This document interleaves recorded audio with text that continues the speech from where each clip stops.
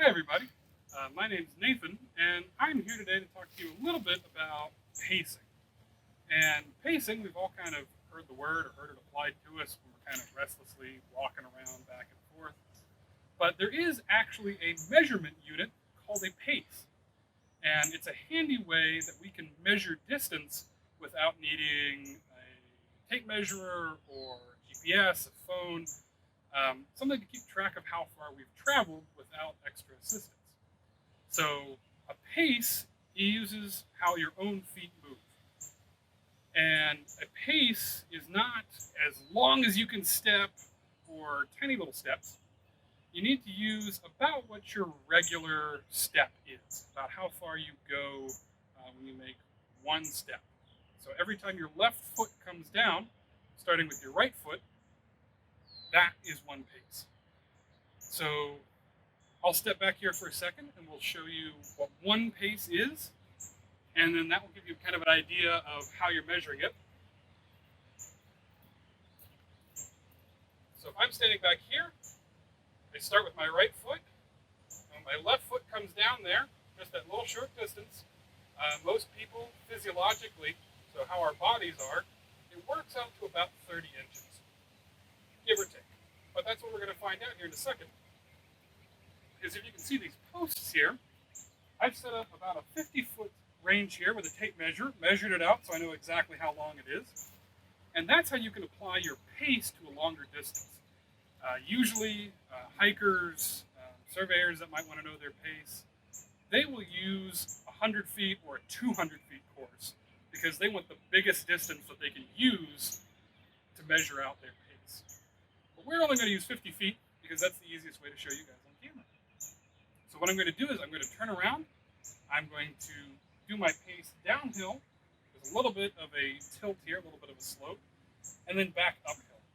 Because terrain affects how we walk. Uphill, downhill, over kind of rolling ridges and valleys.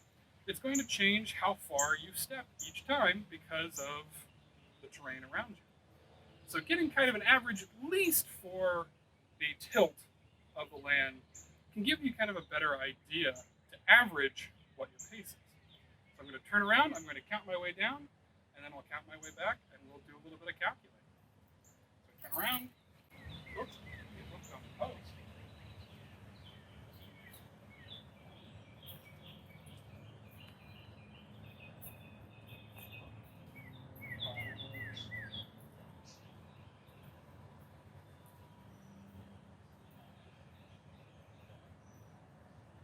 Okay, okay, going downhill.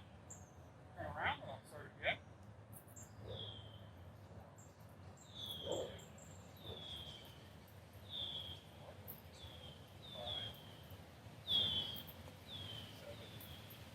8,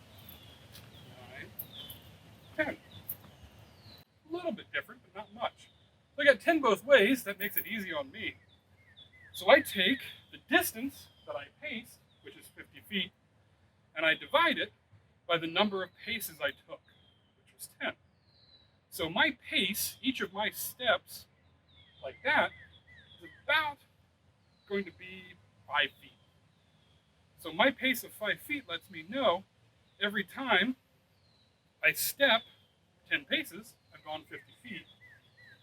Or every step I take, every one of my paces, is going to be about 5 feet. So for you guys, it can be different. Most people are going to fall between the 4 and about 5 foot range, but it could be anywhere among them. And I'm lucky enough that mine ended up pretty even, but if you have to average out your pace distances, that can affect, won't be such a nice even number. But that's fine. So hopefully you can use that to maybe measure some distances around the house, in the backyard, when you're walking around the neighborhood. You can figure out without a tape measure or any outside assistance how far you've walked or how long something is. So now that we've learned a little bit about pacing and what it is and how you use it, you might be wondering why we're standing out here in the woods along this path.